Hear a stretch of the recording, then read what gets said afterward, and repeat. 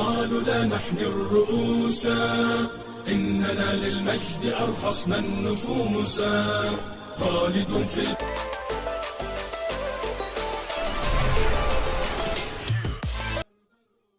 السلام عليكم ورحمة الله تعالى وبركاته. ugu horeyn jimco wanaagsan waxaanu eegi doonaa mid ka mid ah halyeeyadii soo maray dunida islaamka waana Salaaxudiin al-Ayyubi, suldaankii Masar, Shaam, Xijaaz iyo Yemen.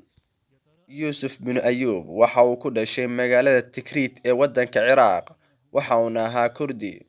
waxa uu ahaa hogaamiye aad u weyn oo halgama ah isla markaana islaam ah. waa asaasihii dowladii Ayyubiyiinta waxaana uu dhashay sanadii 1138 inta u dhaxaysay 1138 ilaa 1193 dowladiisu waxay gaadhay ilaa Shaam iyo Yemen. وداعا أيها البطل لفقدك تدمع المقل aan hore u soo sheegnay Salaaxudiin al-Ayyubi waxa uu ku dhashay magaalada Tikrit ee wadanka Ciraaq, laakiin ciyaalnimadiisii waxa uu ku qaatay magaalada Dimashq. xilligaas Dimashq waxa ka talinayay boqor la oran jiray Caadil Nuurudiin Maxamed Zaki. dhalinyarinimadiisii waxa uu ku biiray ciidamada boqorkaas. kadib boqorkaasi waxa uu diray wadanka Masar. ciidamada uu ku jiray ee loo diray wadanka Masar waxa watay adeerkii markii uu dhintay awoodii maamul isaga ayaa la wareegay, waxaana uu noqday wasiirka dhabta ah ee dowladda Masar. halkaasna waxa uu ka bilaabay dagaalkii uu la galay Saliibiyiinta sanadii 1169.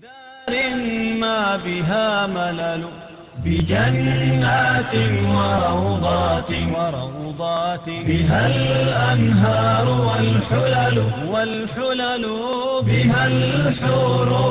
الأيوبي وأساسه الدولة لو يقاني الأيوبية xilligii ay ku fideysay gudaha Suuriya. Salaaxudiin al-Ayyubi waxa uu intaas bala socday dhaqdhaqaaqii Saliibiyiinta isagoo rajaynaya in uu marun burburin doono. waxa ay ahayd 25 November 1177 maalinkii ugu horeysay ay foodeystaan labada ciidan. sidaasna waxaa guusha ku hantiyay garabka muslimiinta oo hogaaminayay Salaaxudiin al-Ayyubi. هنيئا ما ظفرت به هنيئا أيها البطل. diin al-Ayyubi waxaa lagu tiriyaa mid ka mid ah halyeeyada islaamka soo maray taariikhdii uu islaamku jiray.